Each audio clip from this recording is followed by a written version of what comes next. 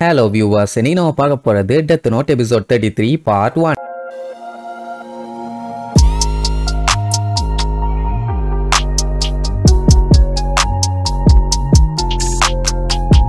Open பண்ணா நம்ம நியரா தான் காட்டுறாங்க. அவன் செம கடுப்புல இருக்கான். இனி இதுக்கு மேல இங்க இருந்தா வேலைக்கு ஆகாது, நம்ம நேரா ஜப்பானுக்கே போயிடலான்னு கமாண்டர் ரெஸ்டரை கூப்பிட்டு, நீங்க நியூயார்க்குக்கு போங்க, நான் ஜப்பானுக்கு போக பிளான் பண்ணிட்டேன், நீங்க போனதுக்கு அப்புறம் நான் வெயிட் பண்ணுமா, என்ன மீன் பண்ணி சொல்றீங்கன்னு கேட்டா, நான் இது வரைக்கும் ஏர்பிளைன்ல போனதே இல்ல, நீங்க வந்து நீ ஜப்பானுக்கு கூட்டு போ அப்படின்னதும் சரி ஓகேன்னு சொல்லி அவனை கூட்டு போவாங்க. அதே நேரம் இந்த யோஷிடா ப்ரொடக்ஷன் மறுபடியும் நம்ம மீசா வச்சு விளம்பரம் எல்லாத்தையும் ஸ்டார்ட் பண்ணி வேற லெவல்ல அவ பூமாய் வந்துகிட்டு இருக்கான். அதான் முன்னாடி இருந்தால அதே மாதிரி இப்ப என்னன்னா நியூஸ் பிராட்காஸ்ட் பண்றாங்கல்ல, அந்த இடத்துக்கு இவங்களால போக முடியாது, அதான் NHNக்கு. பட் இப்ப மீசாவை யூஸ் பண்ணி அசால்ட்டா உள்ள போனா எந்த ஒரு சந்தேகமும் வராது. அதனால வழக்கம் போல மீசாவோட மேனேஜரா மோகிய போடுங்க, யாராவது ஒருத்தர் உள்ளுக்குள்ள ஈஸியா போயிட்டு வரணும்ல, அதுக்காக அவன் சொல்லுவான். யாரு லைட்டே. இத கேட்க கேட்க நம்ம ஐசவாக்கு என்ன சொல்றதுனே தெரியல, எல்லாமே பாசிட்டிவா தான் பண்றான், ஆனாலுமே சந்தேகம் குறைய மாட்டேங்குது. நான் ஒரு சைடு கியோமியா இன்வெஸ்டிகேட் பண்றேன்னு சொல்லிட்டு இருக்கும்போது என்ன நம்மளால கான்டாக்ட் பண்ணி நான் கிராவை அரெஸ்ட் பண்றதுக்காக ஜப்பானுக்கு வந்திருக்கேன். நம்ம பையலுக்கு ஏதோ சரியில்லையேன்னு தோணும். ஏன்னா எதுக்கு இவ்வளவு லேட் பண்ணி இந்த விஷயத்தை இவங்கிட்ட சொல்லணும், கிளம்புறதுக்கு முன்னாடி சொல்லிருக்கலாம், இல்ல வந்துகிட்டு இருக்கும்போது சொல்லிருக்கலாம், வந்ததுக்கு அப்புறம் சொல்லிருக்கான். ஏதோ சரியில்லையேன்னு யோசிக்கும் போதே அவன் கரெக்டா சொல்லுவான், நீ அந்த நியூஸ் ரிப்போர்ட்டர் கியோமியை கான்டாக்ட் பண்ணி கிராவை கண்டுபிடிக்கிறதுக்காக இன்வெஸ்டிகேட் பண்ணிட்டு இருக்கேன்னு எனக்கு தெரியும்னு. எல்லாம் ஆடி போயிருவானுங்க, இந்த விஷயம்லாம் எப்படி அவனுக்கு தெரிஞ்சதுன்னு. அம்மா பையலும் ஆமா நான் தான் இன்வெஸ்டிகேட் பண்றேன்.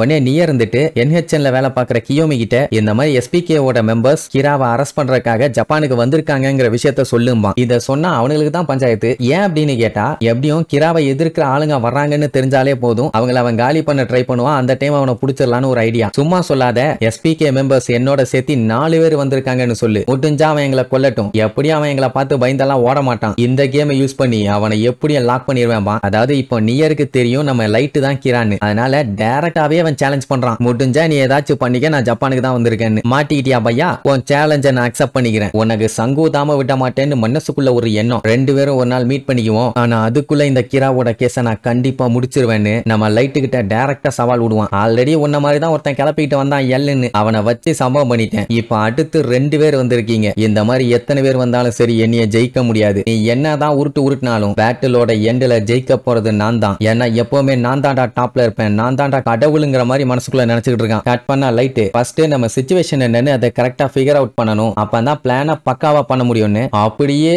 சொல்லுவான். அதாவது இப்ப நம்ம எல்லு தான் கிரான்னு அசியூம் பண்ணுவோம், அவன் இன்னொரு எக்ஸ்கிரா கிட்ட நோட் புக்கை கொடுத்து அதை யூஸ் பண்ண விட்டுருக்கான், அந்த எக்ஸ்கிரா பார்த்தவனே கொள்றான்னா டெஃபினட்டா அவனுக்கு ஷினிகாமி கண்கள் இருக்கணும். இப்போ எல் கிராவும் எக்ஸ்கிராவும் டைரக்டா கம்யூனிகேட் பண்ணாம இடையில கியோமியை யூஸ் பண்ணிக்கிறானுங்க அப்படின்ட்டு எல்லாத்தையும் நேர்ல பார்த்தவ மாதிரியே அப்படியே சொல்லுவான். இப்போ இந்த மாதிரி அவன் பண்ணானா இவனை ஜெயிக்கிறதுக்கு 2 வழி இருக்குது. ஃபர்ஸ்ட் ஆப்ஷன் எல் கிரா எக்ஸ்கிரா 2 பேர்த்தையுமே போட்டு தள்ளனா போதும், ஈஸியா அந்த நோட் புக் இவங்க கைக்கு வந்துடும். ஆனா இந்த மெத்தட நம்ம கண்டிப்பா பண்ண மாட்டோம்.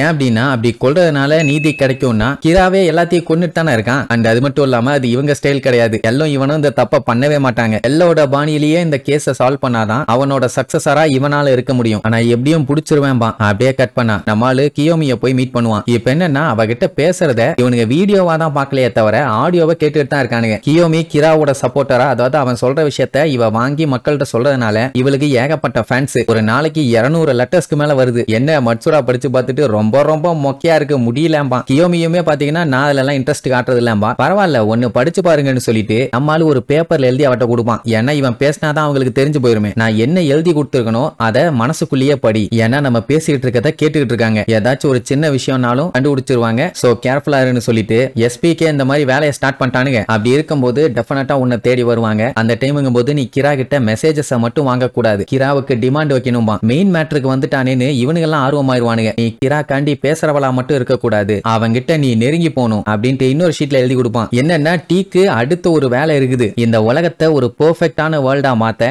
எனக்கு நீ கிராவா மாதிரி பனிஷ் பண்ணுன்னு எழுதியிருப்பான். அவ்வளவுதான், அதை பார்த்துட்டு ஆடி போயிருவான்.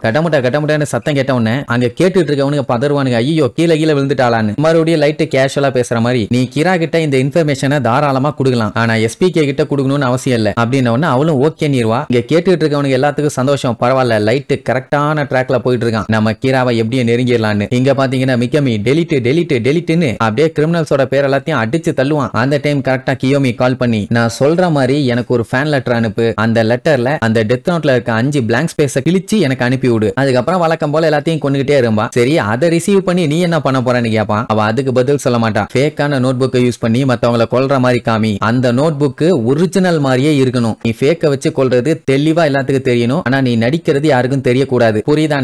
ஓகேம்பா. பட் ஏன் அவனோட கடவுள் கிரா இப்படி பண்ண சொல்றாருன்னு அவனுக்கு புரியல. யோசிச்சு பார்த்துட்டு சரி அவர் எது பண்ணாலும் கரெக்டா தான் இருக்கும், கொஸ்டின் கேட்காம நம்ம பாட்டுக்கு வேலையை முடிப்போம் அப்படின்ட்டு பேப்பரை கிளிக்க ஆரம்பிச்சிருவான். இனி இதுக்கப்புறம் இதை வச்சு நம்ம லைட் என்ன யோசிச்சு வச்சிருக்கான்னு தெரியல. லைட் நியர புடிறானா, நியர லைட்ட புடிறானான்னு அடுத்தடுத்த எபிசோட்ல பார்க்கலாம். டாடா.